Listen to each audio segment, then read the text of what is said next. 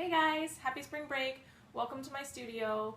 I know that as you're launching into making your first book, that's always an intimidating process and that all the handouts in the world may not be enough to get you comfortably from point A to point B. I'm sure some of you are also thinking, I'll never remember what we did in class. So I thought that I would make a video tutorial for you guys to try to help you out. I'm going to cover both of the styles we did in class. I'm going to start with the Casebound pamphlet, single signature. I'm going to do two variations of this. The first one will pretty much be exactly the same thing we did in class. It'll be quarter cloth, that same letter half size, so it should feel very, very familiar. For the second one, I'm going to vary the size a bit to help you think through the math of adjusting your dimensions on your book. I'm also going to show you how to do that full cloth because we didn't cover that in class, and I also thought it would be nice to add on how to do a cover embellishment. We're specifically going to be working with an inset, and I thought that that might be a nice set of tools to have in your arsenal as you move forward through the semester. As I said, this is a first go for me, so bear with me as I walk you through the steps, and I would love your feedback and thoughts on how well this worked when we get back from the break. Otherwise, happy bookmaking. So to make my single signature Casebound pamphlet, the very first thing I need to do is really determine what the final dimensions of my book should be. So in order to do that, I'm going to go ahead and fold my signature before I do anything else. I'm working with a letter half sheet. It's the same thing we worked with in class. Right now it's 8.5 by 5.5. I'm going to fold it hamburger style. Make sure it's got a really nice crease. I've chosen to work with 8 sheets today, a little extra bulk in my book. So now if I measure this, my final text block dimension is 4.25 by 5.5, and that's what I'm going to base all of my other measurements on. Before I go any further, before I even sew this, what I want to do is cut all my materials so that they're just sitting here ready for me to work with. It's a lot easier than stopping and cutting and stopping and cutting in between all the steps. So with my board, what I need it to do is be the same width as my text block. So 4.25, my board will be 4.25 wide. I do need it to be a little bit taller than my text block to make sure that it overhangs a little bit at the top and bottom. So if this is 5.5 tall, I want it to be about 1/4 inch taller. So I want my final board to be 5 3/4 inches. The reason that it needs to be taller but not wider is because when you add in the spine gap on the cover where we case in our book, we've got that gap between the two boards, that actually allows the boards to get some added length and it makes them longer or wider than the text block. So again, I want my cover to be 4.25 wide by 5 3/4 tall.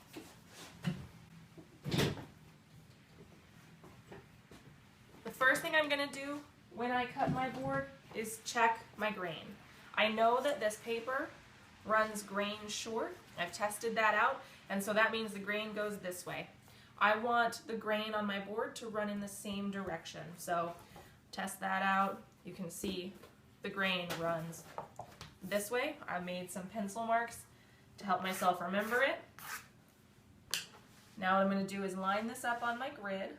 I pretty much always use my grid to measure. It's just a lot easier than trying to draw a bunch of pencil marks and do that over and over again as I work. So I'm going to cut my board width to be 4.25. Line up my ruler. Now, the key to cutting book board is to never expect that you will get through it in one cut. You are going to score your board over and over again, probably 8 to 10 times, depending on how sharp your blade is. Just keep your hand pressed down nice and tight on your ruler, bracing the board, bracing the ruler. Just make those cuts patiently. It's a lot easier on your hand because you don't have to press as hard.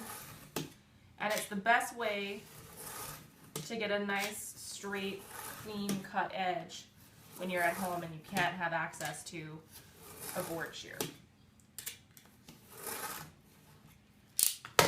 So there's my 4.25 inch wide board. Now I want to cut my two pieces that are 5 3/4 inches tall. So again, I line up on my grid, grab my ruler, measure it off, make those score marks, just keep going over and over. If I have to cut a lot of bookboard, I do periodically make sure to change my blade because I want to make sure that I'm not making my life harder than it needs to be. That's one cut down, let's get the other one.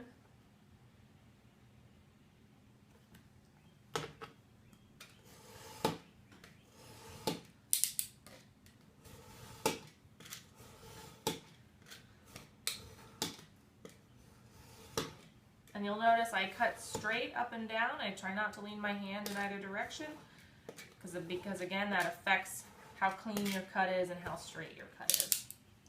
You also just have better control of the blade. So now if you take the text block and you take my two cover boards that I've just cut, you'll see about the same width, but this board is actually a little bit taller than the text block.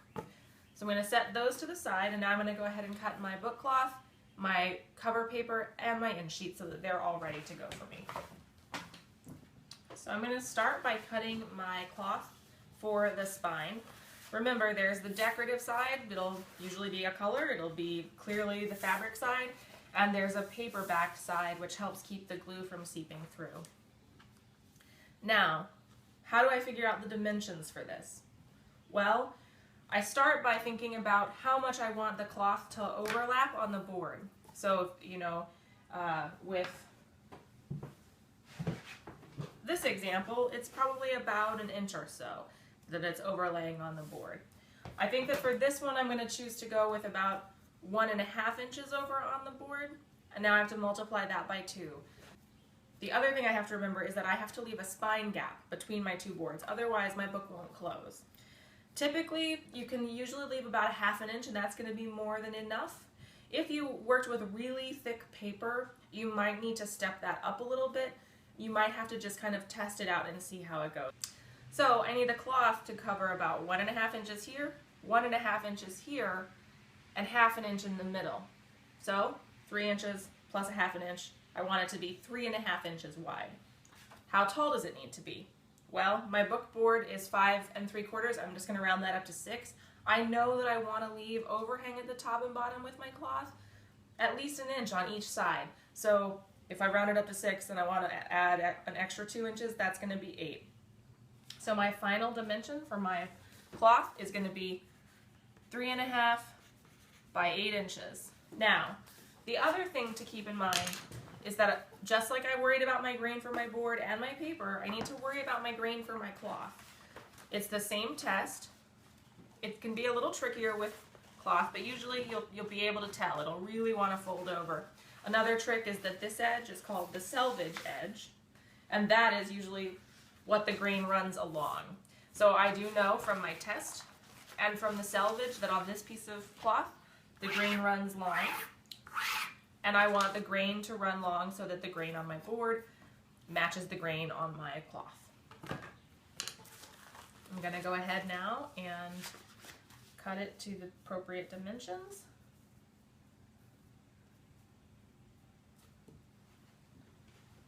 So 8 inches long.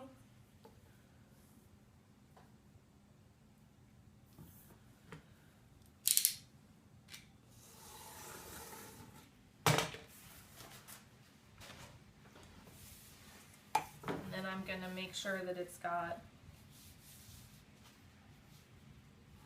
a clean edge. If you look, you can see that's really cut rough. So I'm just going to use my nice straight edge I just cut and just tidy this edge up a little bit, trimming off more or less 1/2 inch just to get a nice clean cut. So now I've got 2 straight edges. I'm going to go ahead and cut this down to 3.5, using, as always, my grid to make my measurements.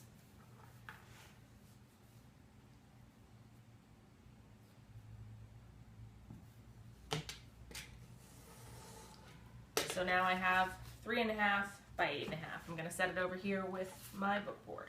So now what I'm going to go ahead and do is cut my cover paper. Dimensions on this. Again, I need to have the overhang just like I do with my cloth. You can see that. at the top and the bottom, so I can just assume the same dimension. I'm going to make my paper 8 inches tall. In terms of the width, if this board is about 4 1/4, I can probably round that up to 5, and because the cloth covers up a part of the board, that's going to be more than enough. So I'm going to cut my piece of paper to be 5 inches wide by 8 inches tall. Again, I want the grain to run long. So I'm going to test that out. This is a piece of Chiagami paper. It's really beautiful. Test my grain. Oh yeah. Grain already runs long in this sheet. That's nice. It's light pencil marks. And then I'm going to go ahead and trim it.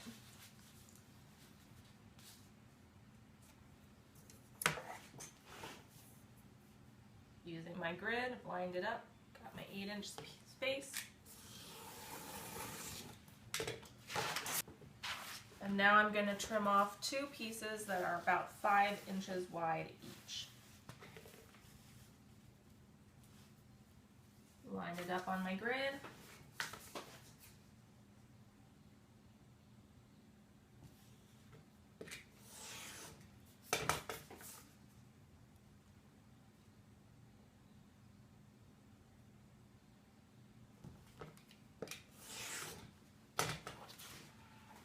So again, just to reiterate, I made these 8 inches tall, the same height as my piece of book cloth because it's going to leave me overhang with my board.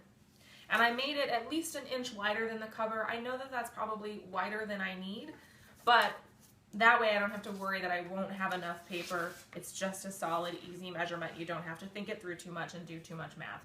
So the next thing that I actually need to prep is the wrap for my text block so that when I sew it, it has that piece of fabric that you will see when you case it in, helps to cover everything up and make sure it's nice and sealed, and that you don't have to sew through your spine. The height on that, I want it to be exactly the same as my text block. The width, I would say go for about 1 inch to 2 inches. That way you get plenty of wrap around your spine, but it's not really cumbersome or in your way. Again, I want my grain to run the same as my text block. I've already checked that out. My grain runs this way. So I'm going to make sure that it's 2 inches wide this way and 5.5 inches wide the other.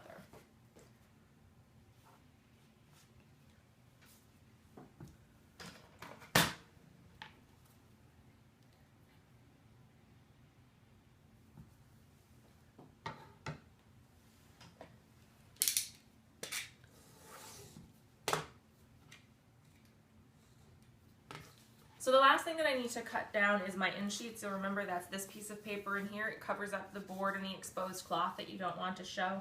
Just seals up your book and finishes it really nicely. The end sheets should typically be the exact same height and width as your text block. So in this case, it's going to be 4 1/4 by 5.5, and they're each a single sheet. So let's see, 5.5.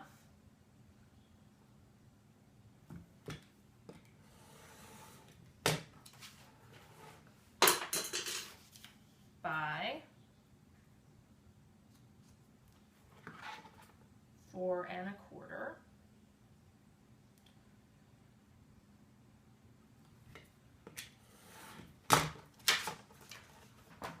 So to recap, now I have prepped my materials and I'm ready to get to work on actually building the book. I have my text block. I have my cover boards that are 1/4 inch taller but the same width. I have my 2 end sheets that are the same dimensions as my text block. I have my spine cloth, which is 8 inches tall, so about 2.5 inches taller than my board, and 3.5 inches wide because it's going to overlap each board by 1/2 inch, and we're going to leave a spine gap of 1/2 inch. And I have my 2 pieces of cover paper that are 8 inches tall, just like the spine cloth, and about 5 inches wide, which is almost 1 inch wider than the actual book board, so that I have plenty of overhang all the way around when I need to trim and do my turn-ins.